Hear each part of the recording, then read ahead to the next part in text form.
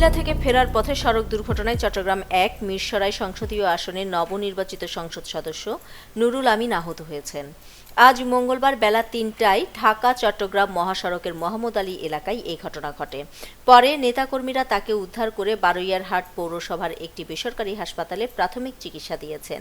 তিনি মাথা, মুখ ও কোমরে আঘাত পেয়েছেন বলে জানা গেছে। এ বিষয়ে বারৈয়ারহাট পৌর বিএনপির সাবেক আহ্বায়ক দিদারুল আলম মিয়াজি বলেন, মঙ্গলবার সকালে একটি ব্যবসায়িক কাজে কুমিল্লা যান মিরসরাইয়ের সংসদ সদস্য নুরুল আমিন। বেলা ৩টায় ফেরার পথে ঢাকা চট্টগ্রাম মহাসড়কের মোহাম্মদ আলী এলাকায় একটি গাড়িকে বাঁচাতে গিয়ে তার চালক নুরুল আমিনকে বহন করা কারটি সড়ক বিভাজনের সাথে ধাক্কা দেয়। এতে তিনি মুখ, মাথা ও কোমরে আঘাত পান।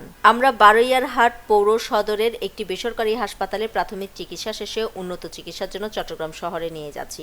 বারৈয়ারহাট পৌর সদরের কমফোর্ট হাসপাতালের চেয়ারম্যান নিজামুদ্দিন বলেন, মঙ্গলবার বেলা ৩টা ৪০ সংসদ সদস্য নুরুল আমিনকে আমাদের হাসপাতালে আনা হয়।